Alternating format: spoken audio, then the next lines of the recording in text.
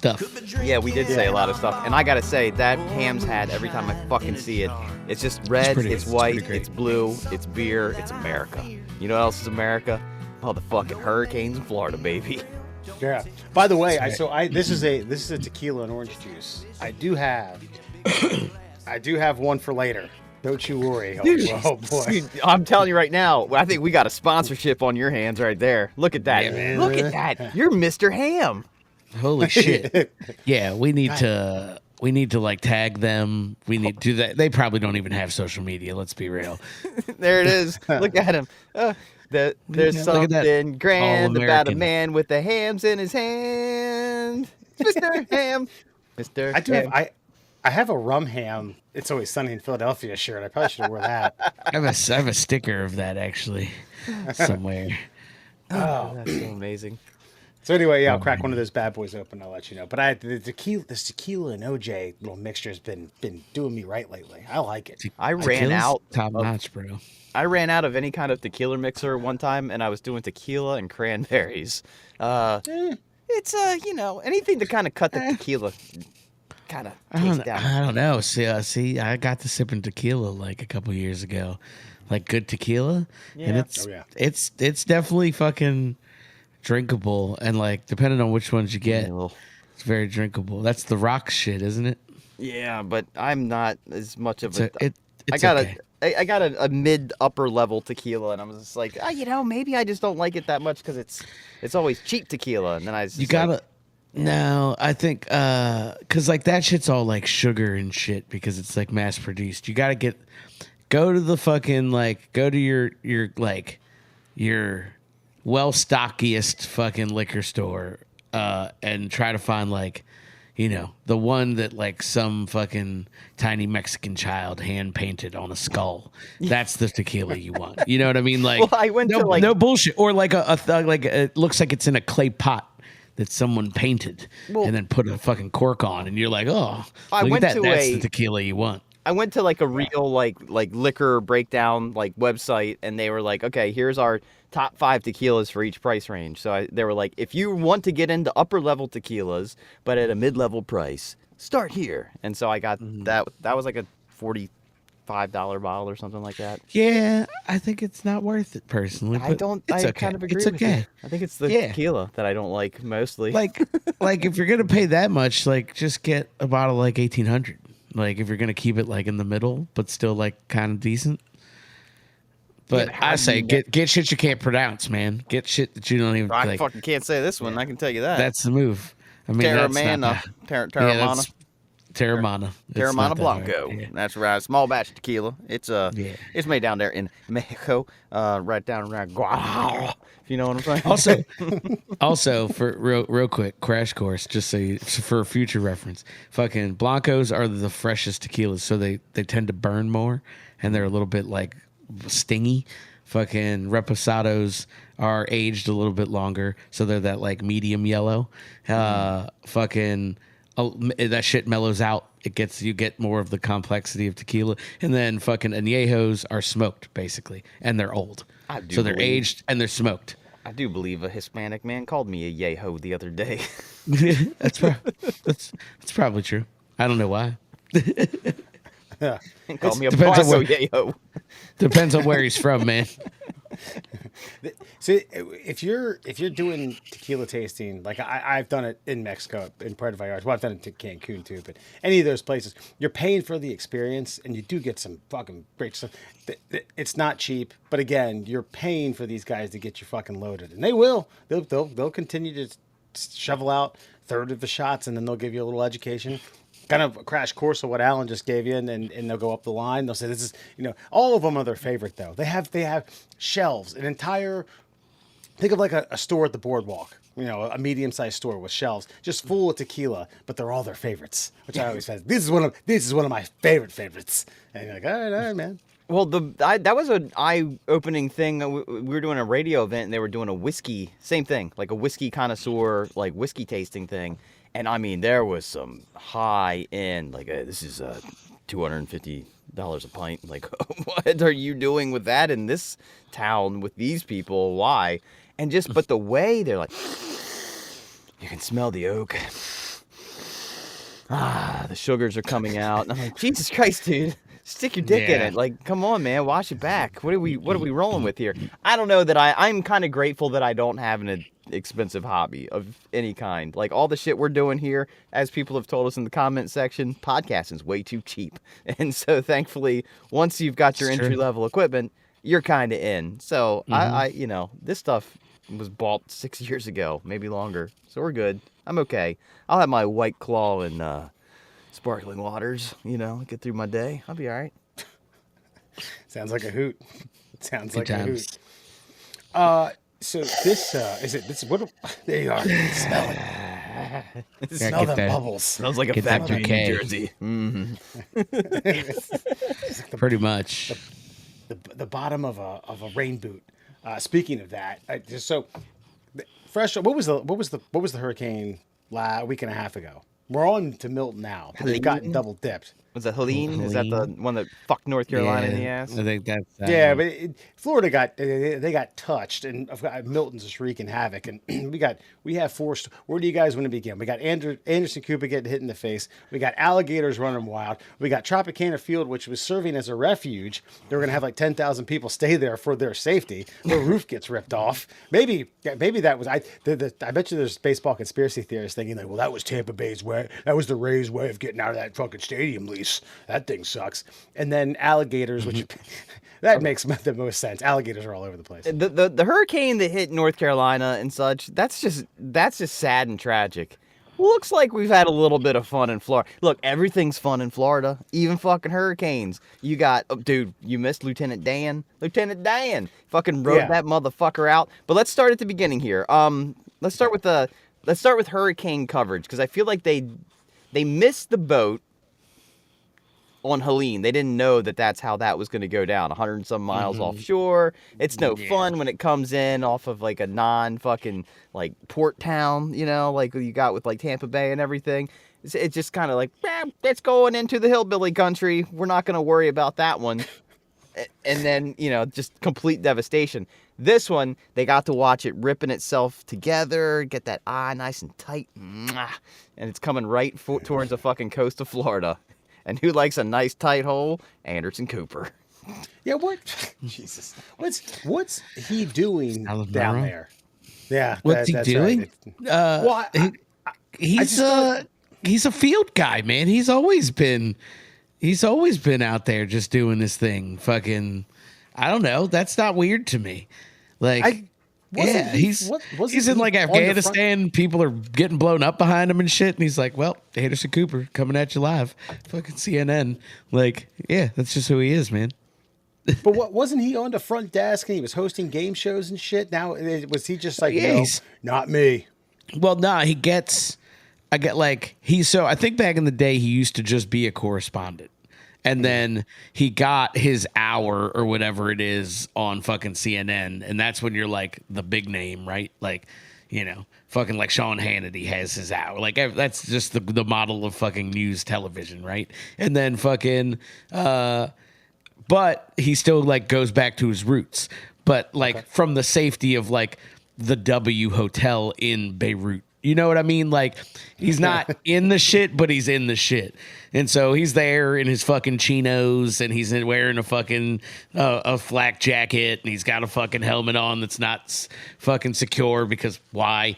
Like, you know, he's going to brunch after the first hour. Like, but he goes. He still goes. I used to have a little bit of like a newsman crush on Anderson Cooper because when he started, like, he's a Vanderbilt. He's got a shit ton of money. But he used that shit ton of money way back in the day when like the war was going on in Sarajevo, got his own ticket, pulled some of those wealthy white boy strings to get himself a press pass, went over, paid his own camera guy, got fucking straight up on the ground footage. I had a lot of respect for Anderson Cooper. Then they were like, hey kid, that's some good work. We're going to hook you up at CNN. And then he did field stuff for CNN. And like, you're really good at this shit and you got the face. We're going to give you a desk. Like Alan said, he got an hour, but they'd still send him out on location for everything. And I think I honestly feel like Anderson Cooper's like that grizzled old quarterback who's just on the sidelines. And every now and again, it's like, put me in, coach. I got one more in me. And so it's like, hurricane, baby. Send me down. Yeah. Yeah. Like they have to try to tell him no. And he's like, no, I'm fucking doing it. Give me my fucking raincoat. We're going. And he just loads up with like three fucking where's my raincoat? a cameraman and a sound guy and fucking him. And it's just fucking have at it.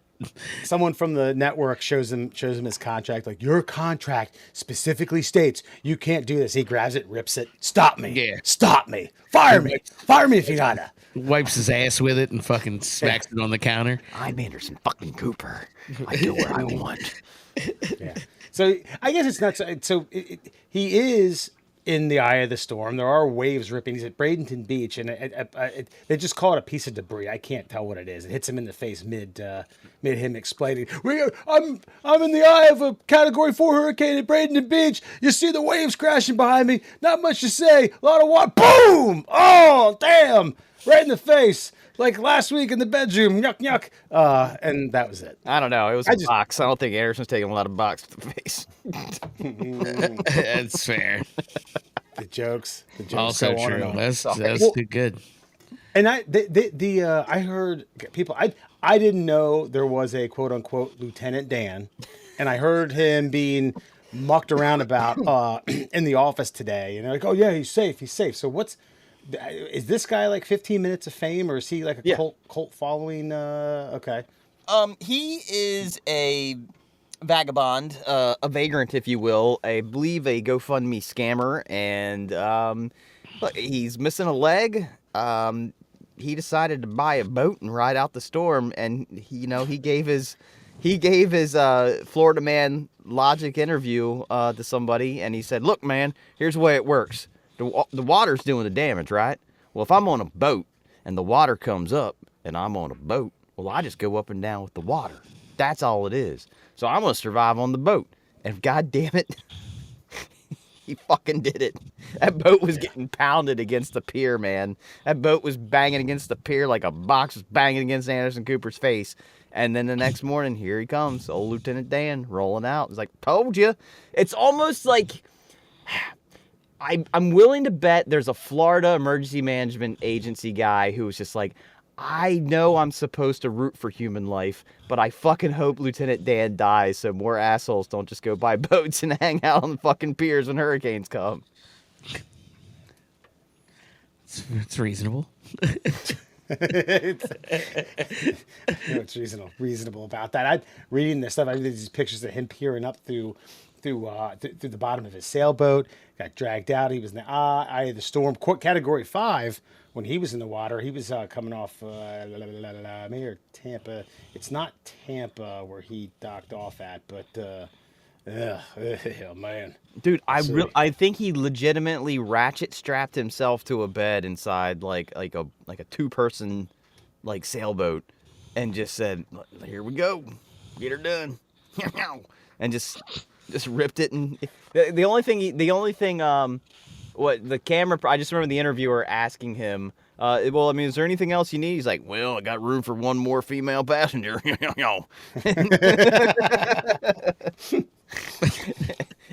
that was it. And he fucking battened down the hatches, and here we are a day later. Look, man, he's got a good boat out of it. I would say that he, again, much like you and your Ham's beer hat, I think you get Lieutenant Dan and whatever the maker of this boat model is, and you guys start yourself a campaign, show up to some of those White Marlin tournaments, and say, hey, water, we're too rough for Lieutenant Dan.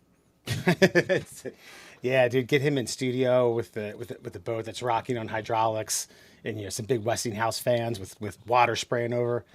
Yeah, just promoting the boat. Look at this thing. Never give up. Here's some pictures of Tropicana. Have you guys seen Tropicana Field? Yeah, I saw live footage, not live footage. Well, recorded live footage of it. I didn't realize only 2 pieces of pie were left. Yeah. I mean, that's like remember when the Metrodome collapsed because of snow? Yeah. I mean, that's like almost worse. I mean, that's torn to fucking smithereens. Now, I don't know the fabric of this. I certainly don't know the makeup of Tropicana Field, but this doesn't look like a quick fix. I mean, good thing it's the off season, but is this thing gonna be fixed come April? I like the picture of all those cots. Yeah, basically, man, like 16 inches apart. Well, I mean, They got like 4,000 people in there, ready to hunker down, and I think more were on their way. They said they were going to get up to 10,000. That was the hope, and then God knows where they took them. Thing is, it's like watching it break down live. I almost feel like you're wrong. That it does seem like a quick fix. It just seems like they're going to run on down to the old Home Depot and get themselves some new tarps, some new tarps tarps up there. Leave it off. Because it rained so much during the regular season, you can't. But if it's going to be funded by the Tampa Bay Rays, I don't think you're too far off in how they're going to fix this. This is going to be some staples and a couple rolls of tarp, and that's going to be the 2025 roof until they have some opportunity to get a permanent fix. I know they're due for. They're going to, I think 2028 was when they were projected to get that new stadium, funded by the town of St. Petersburg, but man, one might expedite that. That's wild though. Yeah, but again, watching it rip like that, I guess here was the two things I watched back to back. Well, as I was scrolling through TikTok to see hurricane footage, because that's my new news source now. You got Lieutenant Dan in his boat banging against the pier, and then you look over and you see, and the very next swipe is the fucking Tampa Bay Rays Stadium, Tropicana Field, and it seriously just looked like, I don't know, kind of when somebody straps a mattress to the roof of their car and it just starts coming up, and all of a sudden it's just gone. And that's how that. And once one little piece was compromised, the rest of it just went like just bang, bang, bang, bang, bang straight across. I don't know what that stuff's made of, but you would think in hurricane country that it's either really expensive and should last, or it's the cheapest shit you could fucking find. Just like canvas you fucking paint shit on. Yeah. And if you guys know who Aiden Ross is? Baseball? Is he a baseball player?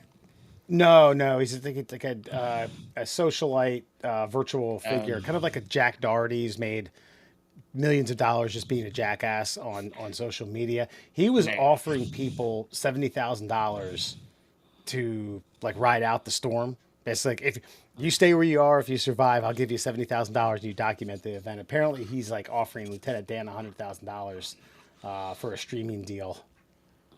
The guy's a character. I mean, but if he's, I mean, but a streaming deal. Well, I think it's more so this guy's a scumbag offering people $70,000 to risk their lives. True. Well, True.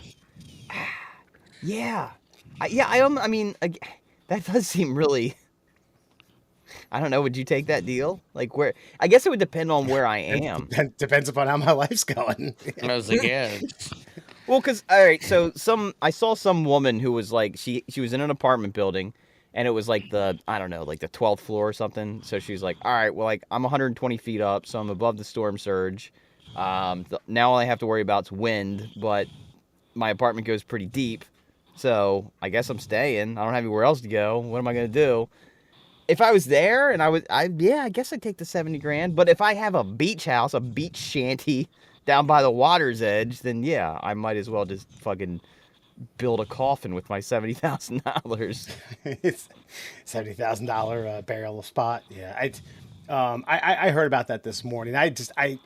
These particular internet celebrities piss me off because I don't mind people being a jackass. I even saw the Paul brothers doing funny shit back when they were, making their mark on doing these type of pranks, and they were funny. It's these clowns like this that just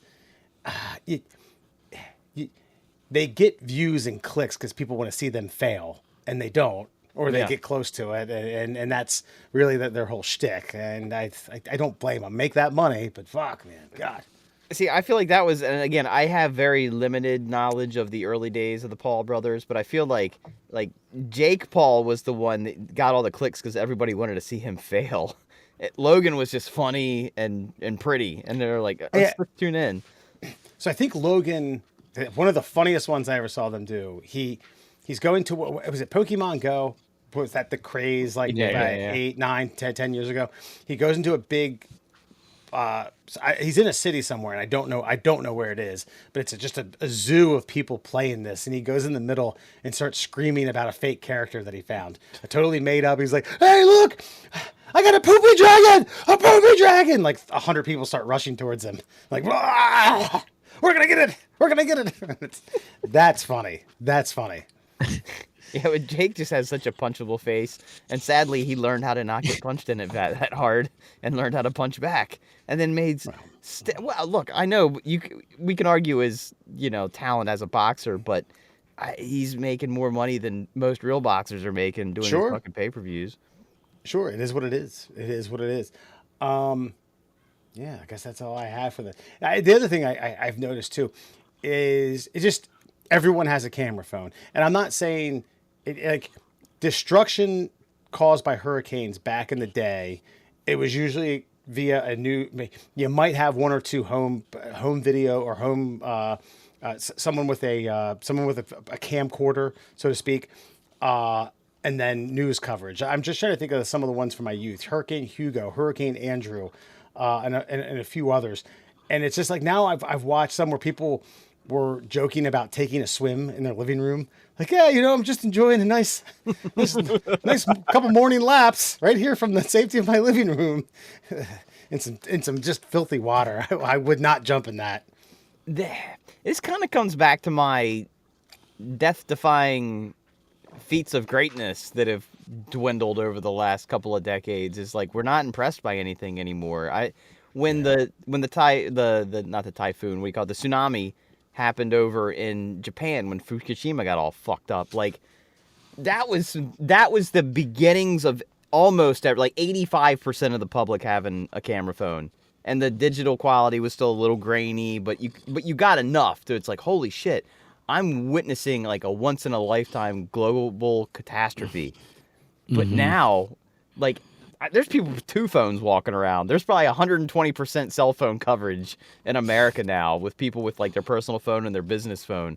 And I just feel like it doesn't impact us like it used to. It's the best footage we've ever seen, but we care so much less about it. We're so less impressed. Yeah. I mean, it's hard not to be impressed by someone swimming or kayaking in their living room. I know, but it lessens like the hazardous nature of it. You know what I mean? The danger. Right. It just seems fun. Like, man, I wish a hurricane hit my house. I'm covered insurance-wise. Yeah, shit. Middle class souls, everyone. Foxman, Alan, and Murr. Murr, you got a little list that I think will spark some good conversation pieces. Well, it's a really, really simple story. They basically went back and they checked to see what the most searched queries were on Google, and these are people asking if it's weird. So people questioning like themselves, like little like, what do you call that thing? Not nuances about yourself. Idiosyncrasies about yourself, like, then you want to know if other people think the same thing. So it's just the top 5. Is it weird if I ... Yeah. So here you go. Here's 2024's to this date top 5 is it weird searched questions on Google. So I guess we'll start at number 5. So is it weird to eat alone at a restaurant? Nah. I mean, I think he replaced weird with depressing, but I don't think it's weird. I think it's weird if you get a table. Just sit at the bar. Well, that's reasonable. But like, what if you go into like like a Panera? They only got tables. They don't have a bar. Yeah, that's not weird. Because I mean, Panera's like it's somewhere between fast food and sit down restaurant. I mean, it's almost a cafeteria, really. It's a cafeteria done by an Etsy fucking influencer. Sure. If you want to split hairs and vet, I will say that the appropriate category is a sit down restaurant. Okay, not a fast food joint or a quasi fast food joint or a Panera or a Firehouse Subs or, dare I say, a Denny's. But yeah, it's something else other than that. Like, you walk up and there's a hostess. Like, hi, one table for one. Yep. We have a bar with TVs. Nah, I'm just gonna sit down. I don't know. Maybe there's like I guess the only exception would be. I was gonna say the only exception would be if you're a food critic and you don't want anyone else to converse with you while you're trying to indulge this food and write up a review. But I don't know. Maybe there's just super fucking depressed people who I want to have a glass of wine by myself and I'm gonna sit here and I'm gonna enjoy this Clams Casino and this linguine. It's okay, but what if you do like you said that? What if you do just want to be left alone? Like you said at the bar. I mean, there's always some asshole to your left or your right who's like, hey, come here a lot, or like, oh, yeah, like eggs, they're good, and I just want to fucking eat them by myself. Like, is that okay? Like I'm walking down the road. Yeah. So, okay, but you brought up Denny's, and it's funny because I remember a while back, probably 20 years ago, it was late. I was hungry. I was like, you know what? I want a Grand Slam fucking breakfast. So I went to Denny's, and they were actually renovating the bar top area. So I ended up sitting at a table, and the waitress wrote on the fucking receipt, "It gets better. Have a great night." Damn. Like, goddamn, I look at the press. Denny's waitress burn. Holy moly. Well, and you know the quality of waitress you get at a fine Denny's restaurant in Perryville, Maryland. Yeah. Yeah. The best. I went in there. I didn't go alone. I went there with two friends of mine, and we had been indulging in a particular type of narcotic that makes one hungry. And then we sit down, and the server asks if we know. Like, hey, hold on, you guys. How old are you guys? I think we were a split between 17 and 18. Like, yeah. Do you know? And they named these two guys who we were really good friends with. I'm like, huh? The name kind of rings a bell. Like, yeah, they just dined and dashed. And I was like, oh man, yeah, I don't know them that well. Not particularly. Kind of. I think I go to school with them. They're burnouts. I think they're dropouts too. But if I run into them, I'll tell them to come back and pay the tab. Yeah. Okay, I do think it's okay. All right, well, let's go through restaurants. So we But can here's the thing. I am willing to admit that like it also boils down to personality type. Like I'm a social person. I'm outgoing. I'm an extrovert, and going to a restaurant by myself, sitting at a table, doesn't seem all that appealing. I'd rather sit down at a bar and be social with either a person or persons around me and or the bartender. But I can understand if people are just like, I just want to eat and be left the fuck alone. That's what I want to do. And if you want to bring a book, bring a book. Get weird. Is it weird? Yeah, baby. But isn't that what we're all about? Isn't that what life is, man?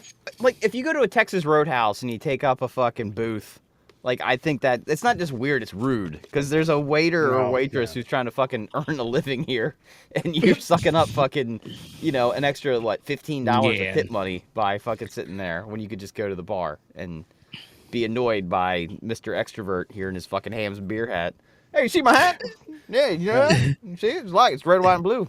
Like Hams and me. What about Kitchen Nightmares when Gordon Ramsay sat by himself and ordered 15 things? Like, this is shit. This is all shit. All of it. Is this fresh? It's fresh, frozen. That's shit. I'd rather you have put dog shit in a saute pan and put butter and garlic and sprinkled parsley on top and fed that to me. Ugh. Let me see your kitchen. Hope it's clean. You know it is. And that's why he's there. He's there to compliment them. That was always one of the, go ahead, Alan. Gordon Ramsay got a weird New York accent there. I don't know where that came from. I'm just, Sorry, dude, that's a different Gordon Ramsay. My Brit is bad. That's fair. I actually don't have a good accent or anything.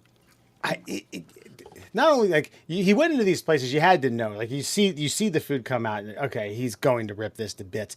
But when he said, all right, I'm going to come back and I'm going to watch a dinner service, and he starts poking around, and yeah, some of these places like had fucking dead rats that had been zapped and or petrified behind a deep fat fryer, places that had been harvesting 3 years worth of frozen tamales. Like, how look at this, you serve this to customers. And it's just like, what the fuck were you expecting? I get it, it's television, it's not real, but it's what were you expecting? What did you think was going to happen? Do not clean before he came?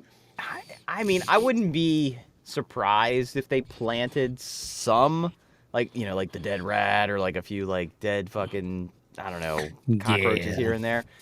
But as well as I do, we've probably worked in the back of some places where like they ain't cleaned those fryers in a long time. Oh, yeah. You know what I mean? Like some of that goop, that black goop that comes along the wall. Like, yeah, I can totally see that. See, and I learned a little bit about that when I worked in a kitchen as an adult in my 20s at a place that was, I won't say like spotless, but the owner was like, I have a clean kitchen. That's my demand. Like it's not. This isn't a request. This isn't like a nicety. This is a fucking necessity, and all staff has to be mindful of that. And when you start seeing like, oh, that's what stainless steel looks like when it's cleaned daily. Okay. Oh, that's what a cutting board that a chef uses look like when it's sprayed down and sanitized. Oh, when you pull out the when you move the cooler that's on or the where they're storing food that's presumably on wheels or can shuffle around, there isn't fucking dead fruit and carrots and everything else that's been prepped and just kicked underneath there, and then just you attempted to spray a hose underneath there and get everything out. Actually, it's spotless. So I did earn an appreciation for. I thought he was an asshole, and then about 2 weeks into it, I was like, oh, okay, he wants the food and everything around it clean. Get it? Yeah, no, the place down in Port, the big place down in Port, same thing. And the guy who ran the kitchen was like, look, I can fix my food, but I can't fix a health department fucking strike. So let's keep this shit clean. I was like, all right, that's respectable. All right, so number 4, is it weird to go to the movies alone? That's weirder. I guess it shouldn't be, but it's a little weirder. Paul Rubens didn't think it was weird. Those kinds of movies. Actually, but that's because the intention's to meet friends. Look, I feel like if Pee-wee went with a friend, it would have been a much bigger adventure. If you're going to go to a porno flick and take friends, again, that kind of comes down to the whole, like, group party at a strip club thing. Like, I'd almost feel like it's weird to take friends to an intimate. I remember, you guys might smile. You're on camera. Okay, I'm sure. I think every male, at least from our era, went through this phase of like, you were at a party and ultimately somebody would like throw a porn in the VHS, like. Yeah, and I finish your story. I have a comment about that. Go on. I always thought that was weird. Like, why are we all sitting in a room, either fighting off a boner or getting boners together? Why are we doing that? Because even at that age, if a porno's on and you're around 15 to 20 of your good buddies, you're going to get a boner.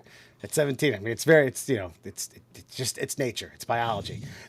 I had mentioned that I was telling a group of coworkers probably 4 or 5 jobs ago that at a party that a porn got thrown on, and one of the people that was eating with us was in her early 70s. She was like a year or two away from retirement. Very, very cool person. She was like, "Wait, what?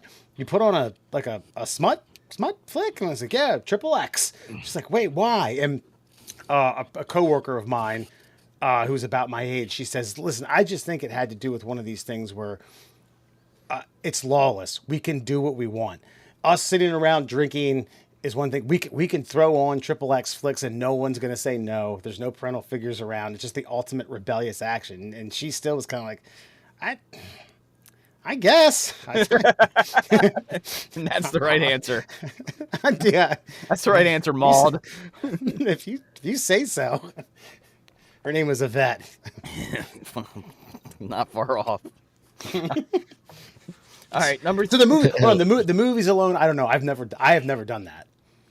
I'm trying to think if I did do that. I feel like I've done it once, but I cannot remember the movie. I don't know. Like Jurassic Park 3, probably. I can't wait. Got to get in there. Okay, I can imagine now, like, okay, let's say there was something coming out that I knew wasn't Maria's cup of tea, but I really wanted to see it. I could maybe see myself going and just be like, hey, listen, I'm gonna go watch this movie. I don't know. Like, thankfully she loves action movies and she loves all the shit that I love. So like our entertainment like melds together very well. I feel like, see, Alan, and all 3 of us, maybe this one day when they ask, well, what's the secret to a lasting relationship? It's like liking fucking nonsensical shit. The same nonsensical shit. Like, Alan, you and Kelly love fucking soccer. Yeah. So you guys fucking come together on that. Yeah. Wes, you and Sarah, you guys love sports. You guys love Orioles baseball. Come together on that. Me and Maria, like, we will sit and we'll binge all fucking 4 John Wick movies together. We love that shit. And that's what makes it work, is we're like, Yeah. all the fucking Deadpool movies, all that stuff. Like, God, I thought she was going to have a fucking stroke watching the first Borat movie. I wasn't sure. That was when I was testing the waters. Like, she sticks around after this one. Yeah, I think that's like 07 ish. Yeah, that was treading thin water, bro. Yeah, man. especially some like, I mean, I'm trying to remember the timeline of her aptitude for the English language. She wasn't. I mean, around that time, was she not getting jokes? Was there certain things that you were like gulp, and then it blows right, over her head? We're still kind of treading those waters on what she gets and what she doesn't get. But her English is vastly superior than it was to 2007. Oh, absolutely. But I think also with Borat, it was more about, you can visually see someone being wildly uncomfortable around someone's antics. And so, I mean, and honestly, like Borat, like, you didn't have to really understand the words that were being spoken. It was more the actions that were being taken. I don't know. A lot of the words that were spoken were fucking hilarious. That's true. But I feel like it was a movie that you could kind of get away. You could find the hilarity in both the activity and the language. I had the first 2 seasons of the Al G Show on DVD. You could have borrowed those from me, and Phenomenal. I had them too. It's a great show. God, amazing. All right, check it. So the bomb, the dog discovers the bomb. How long does it take for him to disarm it? It's like, what? Excuse me? Just hilarity after hilarity after hilarity. But I don't think it's that that's weird good stuff. depending on the movie, because there's certain movies you need to go see in the theater for them to actually kind of work. And by the way, I will say this, Alan, I know you're more of a fan probably than Wes, but The Boy, he's going to be turning 10 tomorrow. The Transformers movie, the Transformers 1, I didn't think it was going to be that good. The fucking marketing made it look like a cheesy-ass kids movie. Mm-hmm. Wow. We're talking about the Shia LaBeouf ones? No. We're talking about this animated one that's in theaters currently. It's called Transformers 1. Chris Hemsworth voices like Optimus Prime. Yeah. Not if you watch the trailers for this thing, not the fucking movie you're going to go see. The movie you're going to go see is a legitimate, kind of gritty-ish with a fun edge origin story. Holy shit. That's the movie they should have made all the fucking long. They could have saved themselves like $100 million on production cost just by firing up the fucking computers and letting the animators do the thing. Rather than Michael Bay get his fucking glibs on those things. I tell you, you say the trailer is not the movie that they saw. No shit. It was the tractor trailer known as Optimus Prime. That's the movie you got. He's not there yet, by the way. But no, fucking Steve Buscemi. Oh, wow. Steve Buscemi, Starscream. Nice. He's the voice of That's actually Starscream? pretty good. Yeah, but there's an origin story to the voice as well. It's dude, well done. But fucking Mattel needs to fire these fucking whatever this new generation of 21 to 25-year-old assholes doing their fucking marketing. Because what's his face? Key from Key and Peele does Bumblebee's voice. That was all the trailers. It's like him talking like at 1,000 miles per hour, which again is kind of funny, but is not the entire goddamn movie. Thank the Lord. So if you get a chance, even by yourself, I'd say go check out the Transformers 1. All right. Is it weird to go to a concert by yourself? Ooh. I feel like we're getting deeper in those. Is it weird waters? Yeah. Kind of. Depends upon how That much one's of a fan you are. definitely kind of, yeah. Yeah. It's a little weird. I mean, I don't go to many concerts. I have been put into. Actually, Alan, I don't know if you remember this. This years ago, Jurassic 5 was performing at Pier 6. And you were like, yeah. And I think you had something legitimate pop. I think just like, you're like, yeah, look, I'm going to be out of town. And I was like, oh, fuck. They're breaking up. This is their last tour. I've never seen them live. This might be worth going to. It's in my backyard. I could walk there and didn't go. So I could see, but yeah, I think it's trending into the into the weird waiting pool. Yeah, it's a little strange, I think. It's odd that it is weird, you know, because when you're there, you're vibing with the entire crowd. But I feel like if you're not Yeah. sharing the moment with someone that you care about in some way, Yeah. it doesn't like stick to you like it should. Like you can't Right. be like, hey man, remember when we went to that? Like, because then you're fucking schizophrenic and you're looking in a mirror. Yeah. Yeah. See, I have a cousin who now he used to follow the Dead. Went to dozens, if not hundreds, of Grateful Dead concerts, and he goes to like Dead tribute bands. And it's one of those things where he could go by himself and cross paths with many people that he knows or acquaintances with, or people that he similar Deadheads to him who he crossed paths with years ago and things like that. That's one thing, but yeah, just it's like striking out like, oh man, I really want to see this Slipknot concert. Ooh, man, all right, I'm doing it. I'm doing it. Okay. Does it come back down to sort of like the restaurant thing? It depends on the concert. Now, I don't mean to bring this. Okay, all right. I'll try to stay neutral here. So, like the Rolling Stones, like you said, Wes, like Rolling Stones are coming. Like you win a ticket off the radio, right? One ticket. It's not even a pair. It's just one single ticket. Yeah. And it's like, okay, these guys are fucking in their 80s. I'm definitely not getting to another Stones concert. This is my one shot. Yeah. I think you got to weird it up and go to that, or Yeah. like McCartney, or the Ringo Starr band. I don't even know if he tours anymore, but I think there's a certain Mount Rushmore of musicians or bands that if for some strange reason you stumble upon a single ticket or no one else is willing to go and you have a night open, yeah, you like, fuck it, I'm weird, I'm gonna go. I'll take some mushrooms, I'll get silly. Now, on the flip side of that, old Baltimore's own Jimmy Haha breaks out the Chicken Shack. God. Yeah. So weird. So weird. You're going to what? Listen to High and the song from Dudley Do Right. Yeah. Jesus. What? I can't imagine the venue that's What do I do? Right. That's a catchy fucking song. I'm It gonna be is a listening to that great as soon as this song. podcast is over. Yeah. All right. Dun, dun, dun. Okay, coming in at number 2. Is it weird to talk to yourself?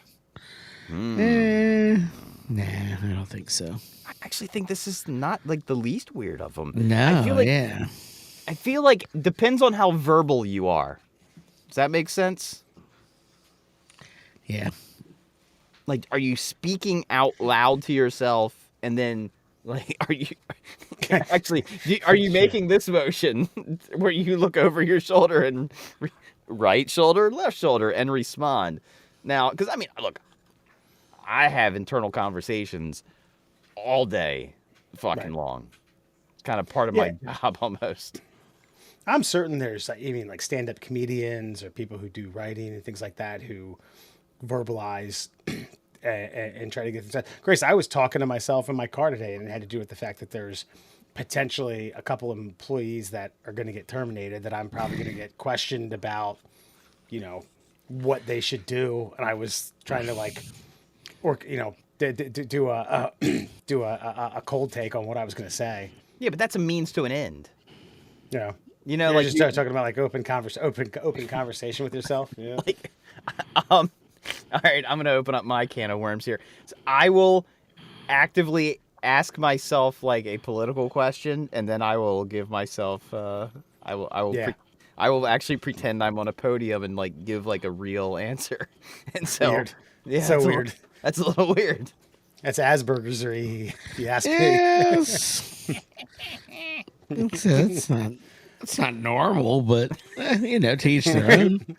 Well, but you know what? I'll save it a little bit here. A lot of times, and this will give you, I'm going to give a little bit of kudos to you, Alan. A lot of times I'm like, what if Alan and I got into an argument about this topic of conversation? I'd like to go ahead and like steel man up my argument a little bit before we get to the argument. And then when we get there, there's actually been one occasion on this podcast where I'm like, oh, fucking here we go. I'm ready. I'm ready, coach. I'm like Anderson Cooper at the desk waiting for that fucking plane ticket to the Yeah, hurricane. dude. Yeah, man. Mur just imagines you saying the most fucking ridiculous shit back to him. He What? said this- Excuse me. He says, "This fucking Marxist communist piece of shit." No, actually, your side of the conversation usually starts with like, well, then how do you justify this? And then That's fair. Yeah, and I force you to steel man your own argument. Yeah, I like it. Yeah, I do think like I do remember instances where my dad would call me out. Like, are you talking to yourself? And I 100% was, and I would always deny it. Like, no. I was just kind of working through some like math problems in my head for homework that I already did. But I don't know. I don't remember. I think one time I was acting like I was Howard Finkel introducing a fake wrestler, and doing it from the safety of the bathroom. But you know what though? Okay, like I said, William's turning 10 tomorrow, and it's kind of strange that we'll give a pass to like a certain sect of humans for talking to themselves. Like when I hear him doing it, oh, he's playing, he's using his imagination, he's being clever Yeah. and fun by himself. But then flash forward 20 years and there's a 30-year-old doing the same thing. You're like, what's that weirdo doing? It's like, no, it's really not weird. It's just, you know, it's like the magic of Christmas. Like you let it pass you by. Like, be weird, man. It's okay. Be fucking weird. You're certainly right. There is some odd societal line in the sand that, you know, welcome to adulthood. And adulthood means you don't talk to yourself anymore. You keep that shit right here. Right, I mean- close to your chest. Compartmentalize that. Yeah, in the middle and slightly to the left, right where your heart is. I want you to really bottle it up and create a big stress point. That's right. And good finally, place for it. the most lame number one question of all time, because I think this is absolutely normal. It's why they exist. Is it weird to go to a bar alone? And I say no. Absolutely not. It's like 90% the reason they fucking exist. it's not weird. It's sad, but you know, either way. Yeah, but I mean, like, but it's like Wes said, like, if you're an extrovert and you've got nothing to do and you Yeah. want to have a few beers, maybe you go alone to not be alone. That's kind of the point a lot of times Yeah. with bars. It's better than drinking alone. Christ, Billy Joel made gajillions of dollars that line. Damn right he did. And Yeah. what? On the adverse of that, George Thorogood made, well, thousands of dollars. Yeah, I mean, again, it's anecdotal. There was a watering hole. Murr and Alan, you guys went there, the Idle Hour, which is our local watering hole when I lived in Federal Hill, and I went there alone a number of times, knowing that there was a strong likelihood that I was going to cross paths with someone that I knew, and if I didn't, I knew the bartenders. I Right. knew the people that were going to be serving me, and not just at an acquaintance level, friends, people who I had been to their homes and went to cookouts and went to holiday parties with.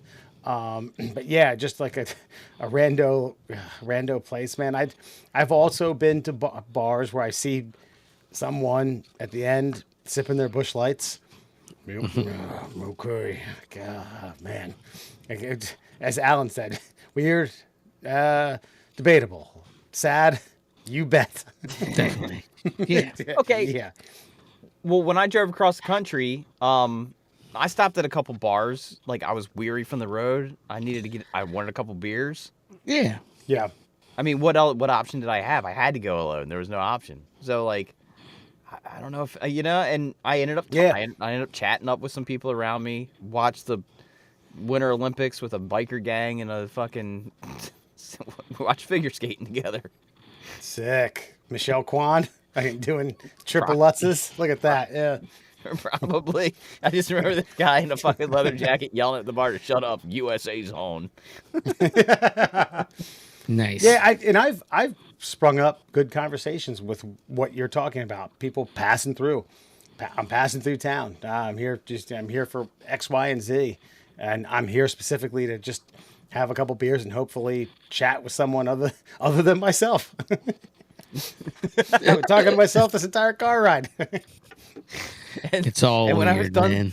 And when I was done, the bartender gave me the tab and wrote, "Don't worry, It gets better. Yeah. Oh God. See, depressing, sad, not yeah, sad, definitely. Fucking So, weird, meh.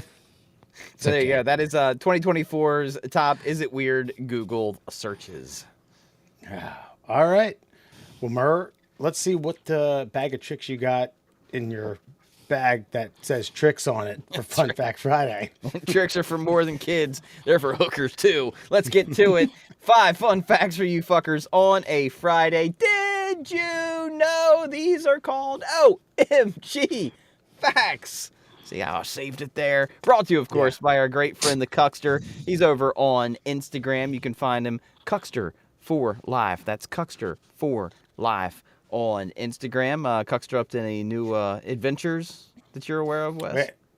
Cuckster had been conveniently because he's always asked questions. You know, people pass him in the street, and he's talking to himself, and they say, "Hey, Cuckster," and they wanted to know if he's ever served on jury duty. And well, I mean, without blowing the lead here or blowing the load, rather, he did say that the only jury that him and his wife appreciate is a hung jury. It's disturbing. Find him on Instagram. It's Cuckster. Cucking alone is fucking weird. Is that even possible? I guess with some fucking bath salts, maybe.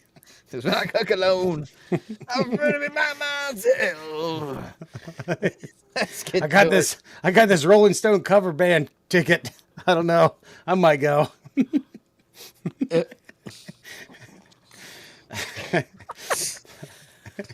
All right, as I catch my breath, let's get to it. 5 fun facts for you fuckers on a Friday.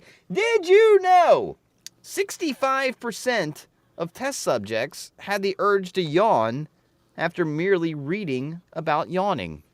Extra fun fact, I actually yawned when I first read this fun fact about half an hour ago. Yeah. Didn't know that. You did or did not? No, I did. I was sitting on the couch and I was trying to get us ready real quick and I was ripping off and I just kind of glanced over like, because I usually vet like the best 5 and I actually yawned while reading that fucking question. And it does make me wonder. I've heard that there's a scientific reason, like that there's a lack of oxygen in your proximity. Like air is always swirling and sometimes you get like a waft of atmosphere that's lacking in oxygen, so you yawn to get more into your body. I think that's probably bullshit because anytime you've ever seen I feel like it's psychosomatic. Like every time you see somebody else yawn, it's like you're gonna yawn. It's like it's contagious in some capacity. I mean that phenomenon is psychosomatic. It is just people, you know. But Yawning's why? got a weird why do we react that way? I don't know. Our brains are fucking stupid. We're lizards. Okay. Our brains are still fucking. Yeah, this is max evolved fucking species on Earth, and we're still fucking morons. Like, you know what I mean? Like, it's fine. But as far as why, there's like scientists will give you like 4 different reasons for yawning, and none of them make sense. One of them's like you need more oxygen. The other one's it's like you're trying to stay awake. It's like, I don't know. Yawning actually makes me more tired, motherfucker. Like, so yeah, I don't know. There's weird shit around yawning. Yawning is one of those human behaviors that's unusual. Yeah, it is Like, a weird wildly. auto response that Yeah. we're just wired to have. No shit, because you said people are. You were reading the fact and like, "Whoa." Yeah, I know, and that puts me in the 65%. Like, just reading the word makes you do the thing. Yet, when I read it now, I didn't do it. It's almost like I knew it was coming. It was like if I didn't know it was coming, if it was organic, it happened. But then when it wasn't organic anymore, it was just like, then it's just words on a page. We're fucking. You're Alan's right though. We're just stupid animals. Lizard people. Yeah, man. Here's Why is what it lizard people. That's humorous to me. That makes me. They're very. Well, yeah. I know. It makes sense because here's another kind of Primitive brain. Lizards, like they don't.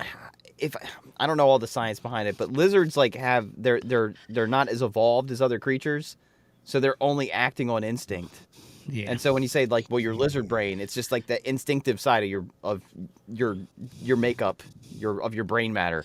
It's just like you don't know why. Like the best line I ever heard is like an alligator or a crocodile.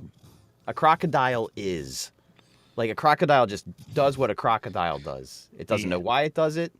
There's no reason for it, but you dangle a fucking raw chicken in front of a crocodile, it's going to snap at it, period. Like, you can't, like, train that out of it. Its lizard brain's just like, meat, eat, now. Mm-hmm. And me, yawn, read, do it. Yeah, basically. Now, here's one I actually use a lot because, you know, there's only 2 of us eating them. But did you know when an egg floats in water, it has gone bad and should not be eaten? Oh, yeah, I did. know that. Yeah, I had to look it up nearly every time. Like, wait, I which know. one is it? I Is it know. floating or dropping? But Every single time. I'm like, hey, it sunk. Does that mean I can eat it or no? No? Wait, hold on. Now I swear to God, I got to read the fact again. When it when it when floats, an it's no egg good. floats, it has gone bad. Okay. Now I got to, and I do know the science. It's like, hey Siri, I know what you're about to ask me, you lizard fuck. If at least the lizard would know automatically. It's right. Because inside an egg, there's like a small air sac in there. And as an egg rots inside the egg, it gives off like sulfur. And so if it gets enough, it'll float. But if it's still like, you know, nice and fresh, it doesn't have any gas in there and it stays on the bottom. Now here's a real question. I mean, like, here's a real question. If you eat one of those floater fuckers, are you in for a bad day, bad couple days? I'll say this. It's probably not ideal. I had a batch of eggs. I think they were about a week past their expiration date on the carton. And usually eggs actually last a lot longer than the box says. But so I got a cup, I dropped the egg in there, and it went like this. It went down, it went doink, and hovered, and then went back down. I was like, well, technically it sank, right? I had the shits for about an hour after eating it. So, Yeah, there's risk reward. I understand. yeah. I make some good goddamn scrambled eggs.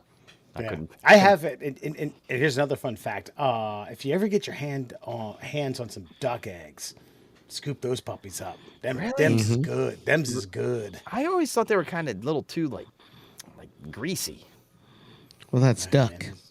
like gamey greasy. I know, but like the duck meat, I get why it's kind of greasy, but like the egg, I figured like at the embryonic stage, like they hadn't produced all their oils just yet. No, I'm pretty sure that's how it all starts. Man, I was like, when I was blasting that fucking toasted bread right through the yolk, I didn't care about that. I did have so this guy came in when we were doing a thing, like it was almost like Hot Ones before Hot Ones. We had this guy locally who made his own hot sauces and all this stuff.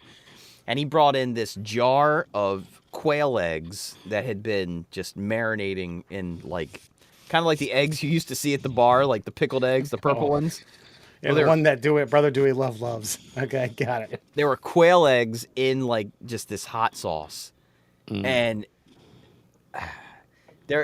quail eggs are a unique acquired taste of an egg. Like you would just think a hard-boiled egg's a hard-boiled egg. Nah, not necessarily true. Just very dense, more yolk than white, and also slathered in fucking hot sauce. Yeah. It was a thing. Do you remember HBO 24/7? It's where they would do the dive into the boxers training camps leading up to the fights. I watched a couple of those. Yeah. Yeah, Mayweather was kind of the kingpin, but there's one. It's Juan Manuel Marquez who trained out of Mexico City, and rightfully so because it's so high above sea level. So he's like figuring, you know, my blood oxygen level will be through the roof. But he would do these ridiculous morning sessions where he would run these hills, and at the base of the hill there was a mom and pop's shed or I hate to say like a food truck because it wasn't. It was stationary, and he did a 26 quail egg omelet, And I just thought, bro, you're a millionaire many times over. You have a nutritionist back home that's like half a mile or a mile away at a mansion that you're renting for your fucking training camp. You need this, and he's like, "Oh, I love it. I love it." Yeah, man, but I feel like if you get out, I mean, Tom Brady maybe is like the prototype for. He also drank his own piss, by the way, just for frame of reference. All right, I'm Good to gonna. know. I was gonna give a logical answer. Nah, That's logical. guy's But no, probably relatively I think if take all the sexuality out of the next phrase I'm getting ready to say, but I feel like if hard men stay hard, then you've got a competitive edge. true. Yeah, if you're training for a prize fight like that, you if the proof has been in the pudding for every fight more or less leading up to this big prize fight where HBO's on your training camp, you don't deviate. So yeah, I get you. I mean, I watched the documentary about like those guys trying to break the 2-hour marathon mark, and like they wanted them to train in America and like all these like high tech fucking facilities like Drago and fucking Rocky fucking 4, but they're like, nah, we'll train back home. They're fucking dodging fucking tuk-tuks and shit, running barefoot in dirt streets, breathing in fucking toxic fumes from like tanning facilities all over their little fucking dirt town.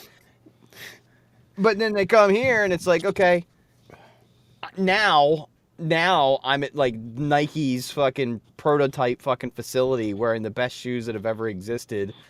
I trained there. You think I can't break 2 here? Kiss my dick. Watch this.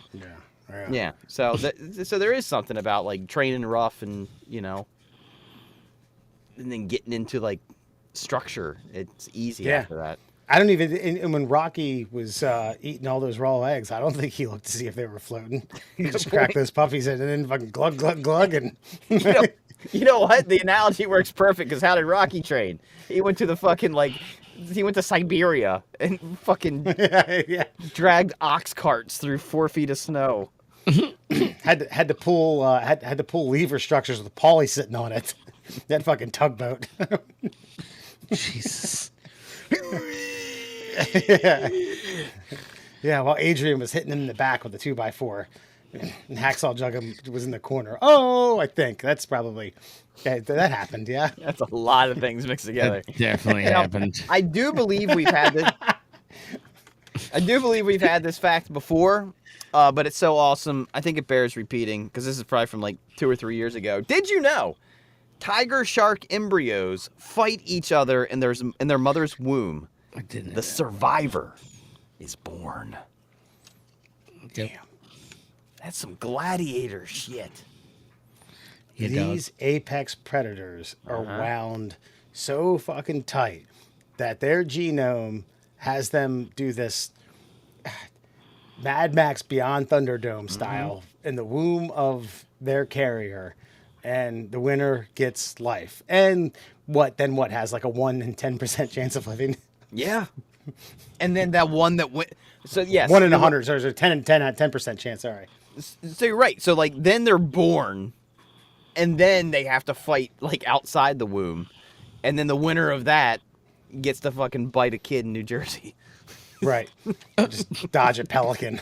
Nice. Yeah. Ridiculous. So sometimes, you got to look at yourself and wonder how soft you are. Are you going to eat 16 or 64 quail eggs in a desolate desert town? Do you think if we're in a weird pseudo society, maybe like private schools that have been untapped, that's the motivation that they get? Like, listen, sharks fight each other in the womb just to be able to be born. You were born without any of that. Suck it up. Eat dirt. Get the flu. Rub the flu in your face. Well, I remember. I remember what year it was. It's probably like mid 2000s. Like, I saw a picture of must have been like a Palestinian kid fucking learning to shoot a Desert Eagle, a 50 caliber fucking handgun. I'm like, this 10-year-old would whip my ass in a dark alley, easy. Like, they always the whole thing like what hard men make easy times. Easy times make easy men make hard times. Like that whole fucking thing. Like, yeah, like the ocean's hard times all the time. So you better be fucking hard coming out of that fucking womb. Or you don't have much time to live. Yeah. Yeah, you can't just find like a nook in the womb, you know. You don't have some sort of hiding spot like peekaboo. Yeah, that's it. Can't get me. No, you. No. This is a Royal Rumble, bro. This is, and it's not like ding and someone else comes down every 3 minutes. It's all in the ring at once. Start. Okay, Wes. Honestly, what was the Royal Rumble? Who stayed in from like? Who was number 1 and made it all the way?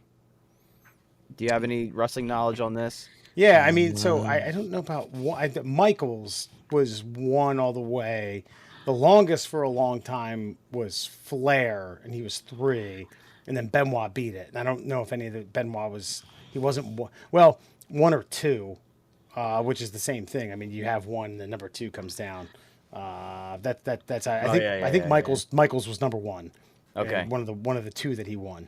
Okay, all right, yeah. I'm gonna have to look that up. That's a good wrestling. I'm looking it up now, actually, because I think Benoit holds the record for the longest in the ring.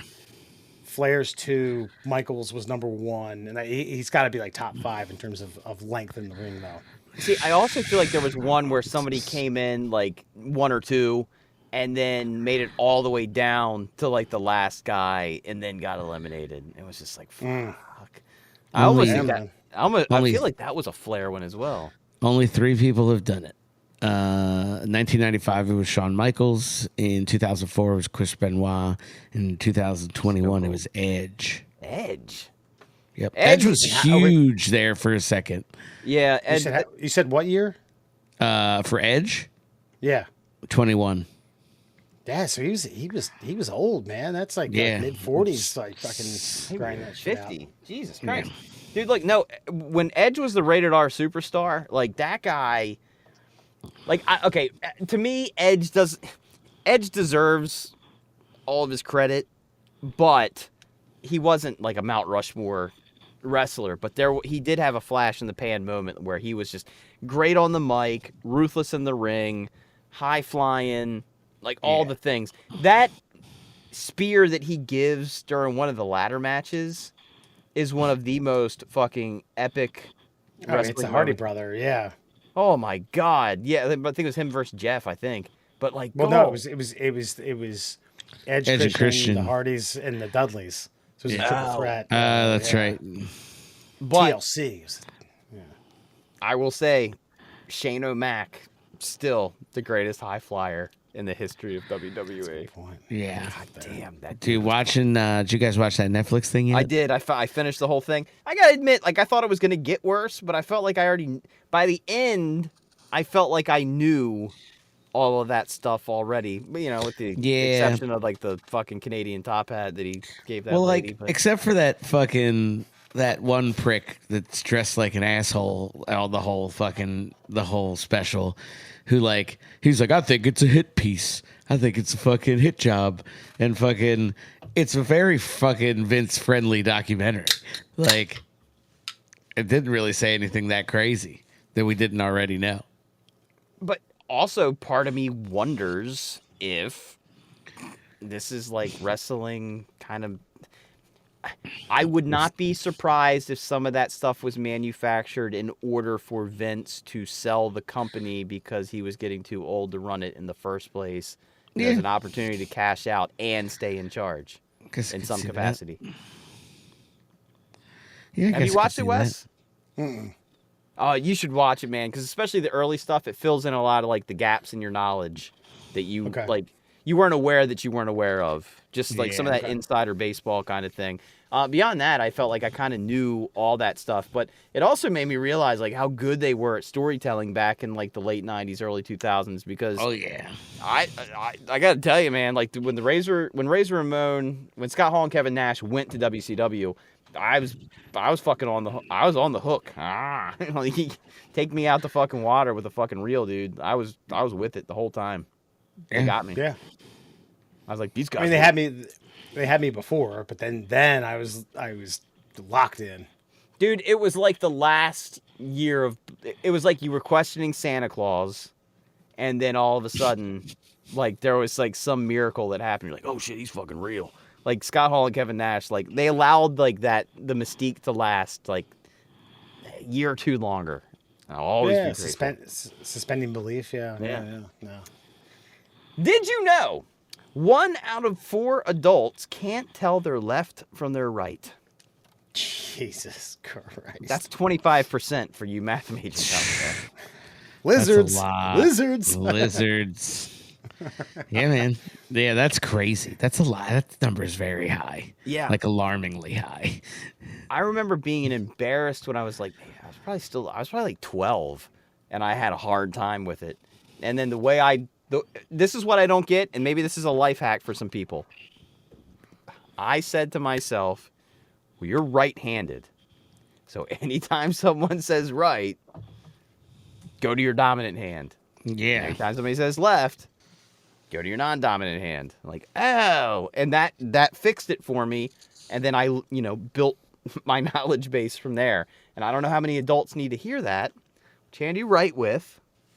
When someone says that hand, that's that direction. That's the way you go. Yeah, that's not a bad. I don't think about that. I don't know. It's just second nature to me at this point. But yeah, that's a good helpful tip for people who are fucking idiots. Dumb. Yeah. Well, I've seen people do that. You hold out your hands as an L. I mean, I've seen L, that. The actual Like L. Kelly will left, do that from time to time, and I'm like, you fucking forget where the you actual are. L is your left. Yeah, Forget I'm where you are there, dyslexic, buddy? So fuck you.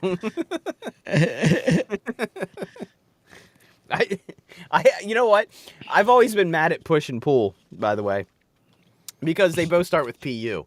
So, like, if you're a slow reader and you're getting to that door, man, if you ain't at that S or that L yet, man, you fucked.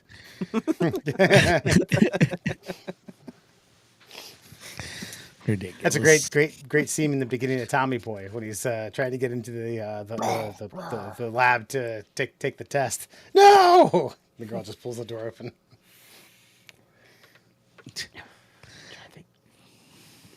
He's trying to get to the test. No, I know. I know. Where he writes. Yeah, he gets I know. to the door and.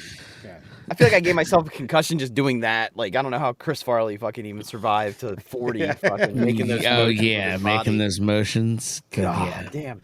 No, but that's what it was. So I did watch something like this on TikTok. Some woman was asking, like, I can't tell my left from my right. Am I weird? And somebody was explaining, well, up and down's real easy, but left and right, because up and down never change. But spatially, left and right can change. Right. Yeah, if someone's looking at you, it's like left. Like, wait, yours? And from which direction, Yeah, exactly. Well, for example, baseball. Like, if you're a fan, generally speaking, most people sit in the outfield bleachers, right? Like, if you're a general fan. So you would think right field is your right. But no, that's fucking stage right, buddy. Like, so... Yeah. It's from the batter's perspective. So, like you could say, oh, I've gotten it wrong all these years. So, like, I can see where the confusion comes in, but you just personalize it. You're right-handed and someone says right, go that way. That's it. That's my tip. I tell you life. what, and if you still can't get it, go eat alone. All right. And mull it over. Write it down on the beverage napkin. Do some things. Figure it out. Do some things. And if you don't figure it out, Christ, you're to 25% of the public, according to this. Exactly. Yeah, okay. You're not alone. No. You're not. And it gets better. That's going to drinking alone. Like, hey man, do you not know left from right? Like, what the fuck? That's not what I came here for. And finally, did you know? When the Big Mac was first sold in 1968, it cost 45 cents. 2 all-beef patties, special sauce, lettuce, cheese, pickles, all on a sesame seed bun at 85 cents. 45. Look, I haven't eaten it. 45. Yeah, I haven't eaten one in quite some time, but man, they should do a turn back the clock day. What? And go out of business? It's, to spark up the diabetes epidemic a little bit. So, Alan, you're a resident Googleonomist. What's a Big Yes. Mac currently going for? I don't fucking know. Let's see. Big Mac. Actually, I mean, there is a whole like economist chart. Yeah, that like inflation keeps- chart. Yeah. They do like it's like Consumer index. yeah, they base it like they base inflation on the price of a Big Mac. So like 1968 to now, like 40. I'm gonna say a Big Mac costs, if you buy it alone without a combo meal, I'm gonna go $4.25. Wes, Okay. I have okay. Today, the single. I'm gonna say. Are we talking in the state of Maryland, or do you want the average in the U.S.? let's go with average. I think. I mean, no, Single- California fucks it up, but Single Sammy. I'm gonna say more towards like 350. So single Big Mac sandwich in the United States, its average is $5.29. Samsonite. I was way off. Jesus. Yeah, Maryland is 503. 503. Damn. Yep, I was in gonna go. Maryland. I was gonna go 5 or more, but I felt like that was too fucking much. That's look. Okay, I'll say this.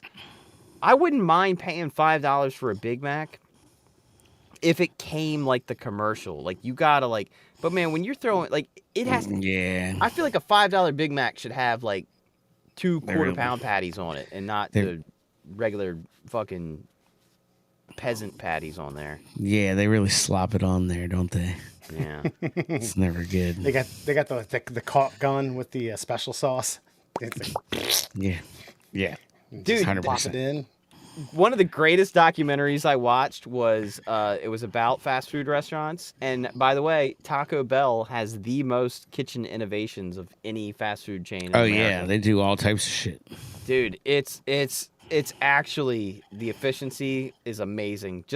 And I just think about the metalwork and the people who designed that thing, like little taco shell holders, the caulk guns. And by the way, they innovated. McDonald's now uses a special caulk gun tip where it comes out like a star.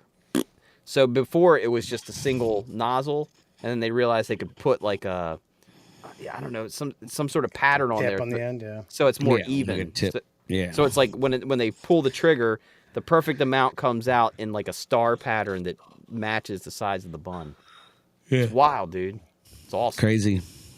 It's I bet you that shit all saves them like 2 to 3 cents per burger, and they pocket the shit out of that. 2 to 3 cents per 5 fucking 25 a fucking goddamn box. Good That's what I'm lord. saying.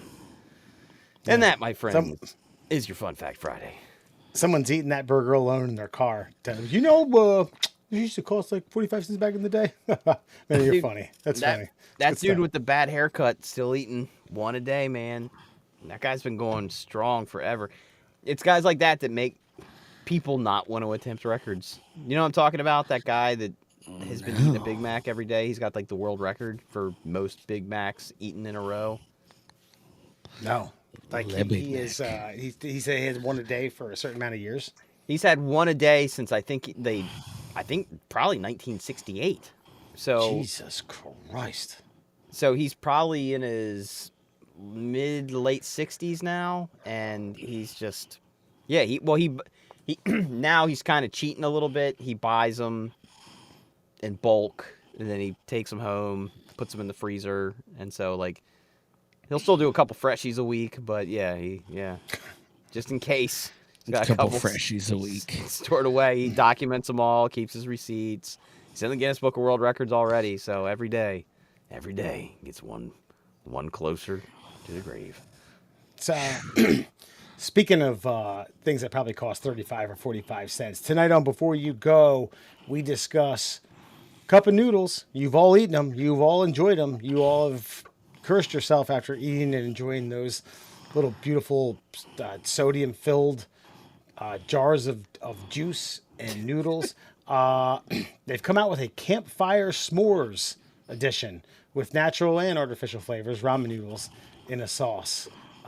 Is there anything in the world that would make you? I mean, listen, I'm around a bonfire and someone says, "Hey man, look, I got marshmallows, I got Hershey's chocolate bars and graham crackers, or I got s'mores cup of noodles." I don't know if there's anything in the world that would make me try that. I don't know. I mean, I guess if I'm getting paid to review it, yeah, that's what I think. That's my review. Just thinking about it.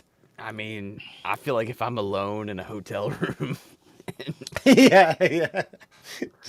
just fire up the coffee maker and just pop it under there. And no, there's nothing about that. It's just, I mean, look, I give them credit. I always give credit to these fucking bunk ass campaigns.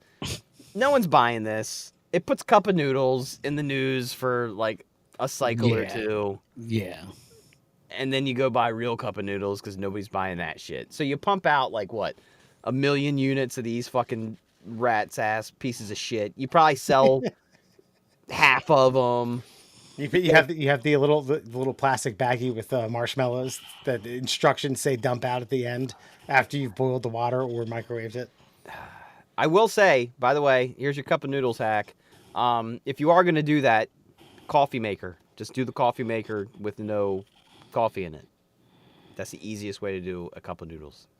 You don't have to boil anything. You don't gotta fucking get it. You just pop the Cup of Noodles under there where you put your cup. And bada boom, bada bing. You get the perfect temperature water for your Cup of Noodles. Alan, you trying these? You gonna give these a whirl? Absolutely not. Fucking no. That sounds fucking vile. Like, why? Like you said, I guess a moment in the sun, right? Like now it makes me want a regular cup of noodles. You know? Bingo. Like, yeah, like they got me. Now I'm gonna like go in a store and be like, "Ooh, let me get one of these things that I don't need," and it's really not that good, but it is.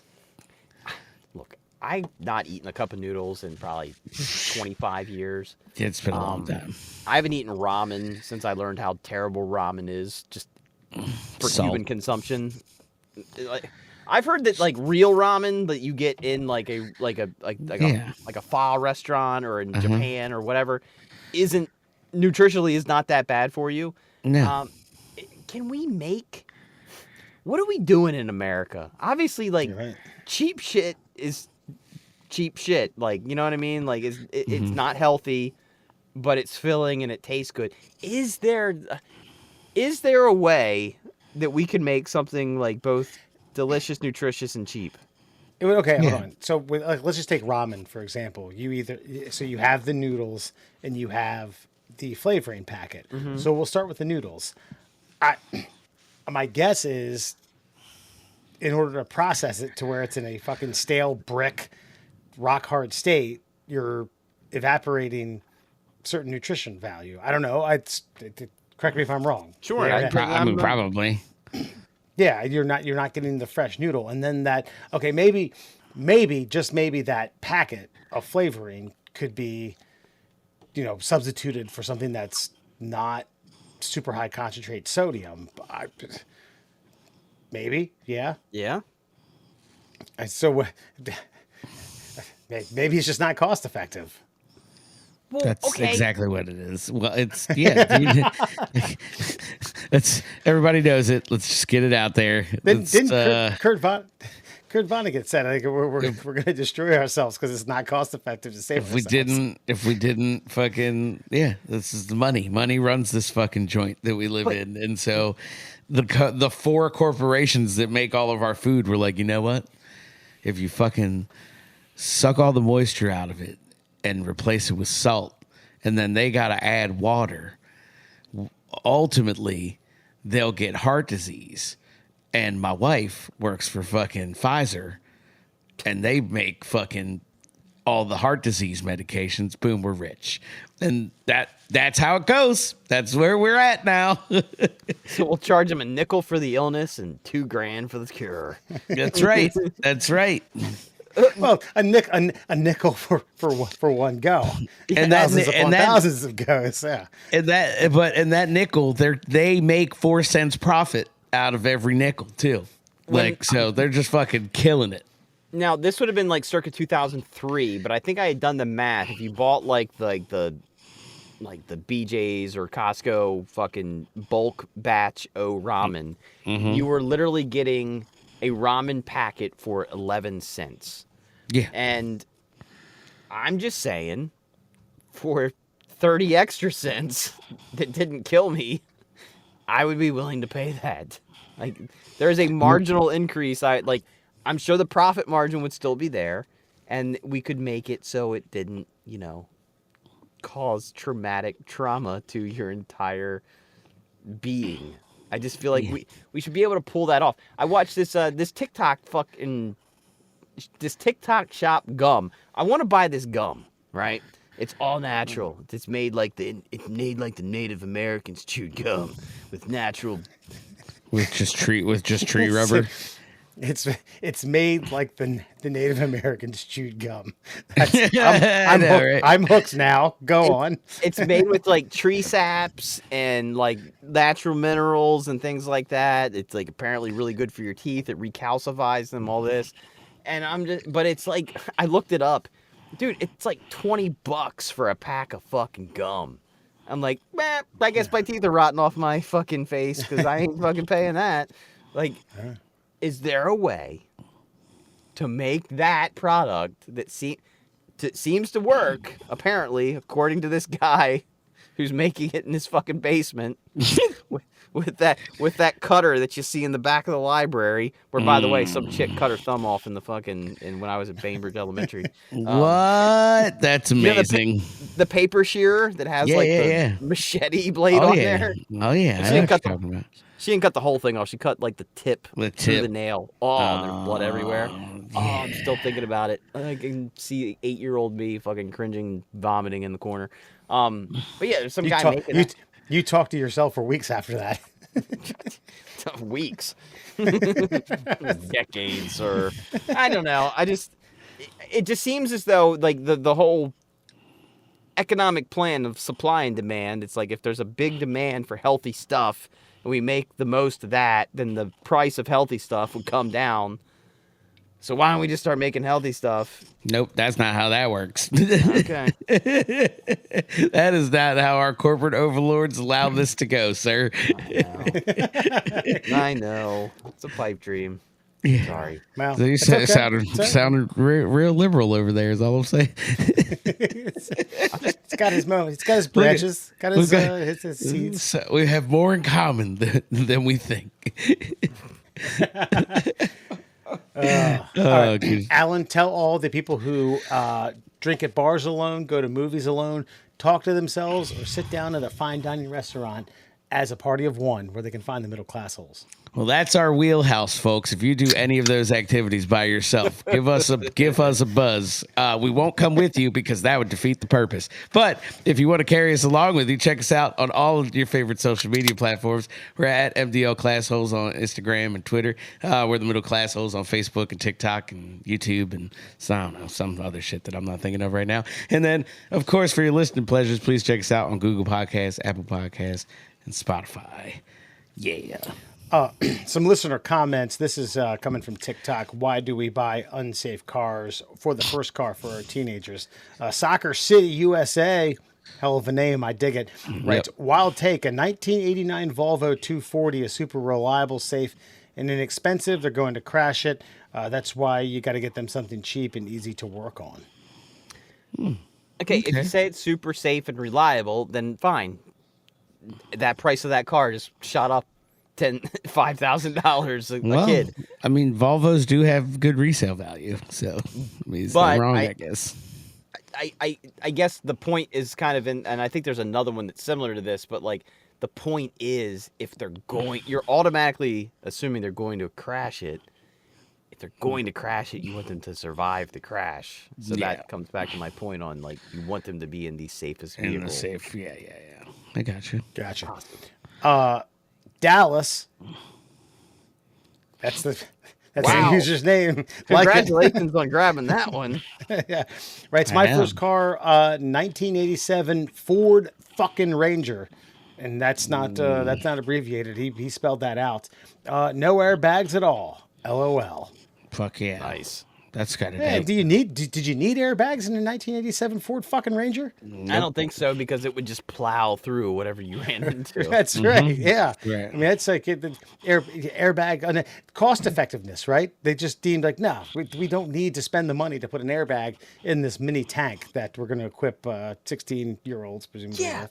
think about that. There was a time where shit was just made with fucking 100% Pittsburgh fucking steel, and it just ran through things, and it cost fucking $1,500, new, off the lot, no haggling. No, yeah. This thing got airbags. Don't need them.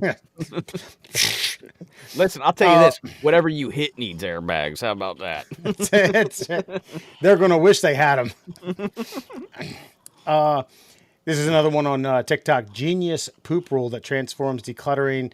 For those of you who don't remember, if you're worried about or wondering what needs to stay or what needs to go, if it had poop on it, would you keep it or would you chuck it? Joe says, throwing all my food out now. Again, Joe. I think I get a kick out of these like very common first gen names from TikTok. Yeah, I know, right? It's people who sweet Like the- is like the you're not original Joe 1 2 Joe. 6. Yeah, Joe. Latter day hermetic. Right. Depends upon the amount of poop. If it's like a bird pooped on it, it'd be different. It had someone then rather than it had someone had diarrhea on it. Yeah, sure. Yeah. Dude, I would get new flooring I'd buy a whole new flooring for my house if somebody diarrheaed on it. So yeah, I get Decluttered. Yeah, I walk up my floor every day. I don't think about getting rid of it. If someone diarrheaed on it, yeah. we're gonna have the conversation. Yeah, I mean I love when people find loopholes to simple fucking solutions. So I mean congratulations to all you first gen assholes. Yeah, thanks, Joe in Dallas. All right, so this one took me by surprise when we get a comment on an old video. I mean, this is from 3 years ago, and I don't remember the bit at all. Listen, there's bits and segments and news stories that we talked about. When I see this, I'm like, yep, got it. Maria Athens, fucking the mayor of Anchorage, Alaska. Mayor Cuomo or Governor Cuomo's daughter having that side piece. The list goes on and on. Suing Bagel Bites for fake cheese. Does that ring a bell with either one of you two at all? It does. I feel like it was like the infancy of a Fun Fact Friday. Before I just started cheating and using a fucking tearaway calendar. That's how long ago this was. But I vaguely remember talking about someone suing Bagel Bites for fake cheese on their pizza bites, I think. Okay. I'll take your word for it. Yeah, I mean, but literally the context of this bit is not I almost had to watch this whole thing to get the gist of it at this point. okay, but what's the comment? Off-brand 515 says that was my mom. LOL. It was her lawyer doing it, not her. So I respond. He's trying to protect himself from Big Bagel Bite, yeah. I mean, that's probably smart. insulating himself before there's a sniper on a roof. Yeah. They only shoot bagels though. I said we're happy to have you clear the air as a guest. Come on, man. I mean, Yeah, man. you could even do the fucking photo like the shade over your face. I'll black you out. Yeah. It was my mom. It was her dirty, filthy, my cousin Vinny, lawyer who insisted that she milked that company not dry, but at least for $50,000 for fake cheese. Yeah. Was she lactose? Was she allergic to the cheese? Was she? Damn, man. I'm gonna have to go back and watch it. Ugh. Yeah. I find it, share it, we'll watch it. I say we have him on. This to me is like on par with a flat earther. I almost feel like we have to have a conversation with this person about fake cheese. Was it Bagel Bites or am I just making that up? I think it was Bagel Bites. Hold on here. Either Bagel Bites or Hot Pockets. Suing Bagel Bites for Yep. fake cheese. Yep. Yeah. Okay. Yeah. Because I think it had something to do with false advertising. 'Cause I think they were like, I feel like it had something to do with pizza bites, and it's like, well, it ain't pizza because it ain't real cheese. It's like it was some fucking convoluted horseshit like that. That was my mom. LOL. Her lawyer made her do it. Well, good for her lawyer. Hopefully, I mean, Yeah. if she won, fuck. I mean, Yeah. you got yourself a TikTok account out of it, didn't you? Getting that bagel bite. That was from settlement. that was from when we were just doing YouTube videos. That's pre any social media short. That's from the horse's teat, bro. That's the infancy of our file sharing or bit sharing. So thank you all for the comments. These were good. Shit, we'll be back next week. Maybe there's going to be another hurricane. Maybe we'll get to talk about Captain Ron and Fucking Captain Ron. I want to watch that now. It's only good because it's fucking Kurt Russell's in it. He tamps down the Martin Short. Yeah. somewhere you're gonna watch Captain Ron and listen to what song from Jimmy's Chicken Shack? What did I do What right? did I do? You're right. Yeah. Do right. right. I think it's called. Yeah. Beautiful. That's High's a good. that sounds High's a good song. I can't knock High. Okay. Real quick, I joked around with someone one time. We were at a wake at Jumbo Jimmy's, and I kept telling people Jimmy's Chicken Shack was playing there. Jimmy's Chicken Shack is going to be at Jumbo Jimmy's. Like, wait, what? Really? Here we are trying to the memory of a fraternity brother of ours who passed away, and I couldn't help myself. Look, in all honesty, I've interviewed Jimmy Haha. He's a great guy. He loves Baltimore. It's a fun joke though, because he seems to show up anytime there's an opportunity to play. So, I mean, Yeah. good for him. Keep the memory of yourself alive, Jimmy. Oh yeah. All right, ladies and gents, we'll see you next week. Find myself late. Might be on as fuck. I'm still riding like a pup. I fell down, but my dick's still up.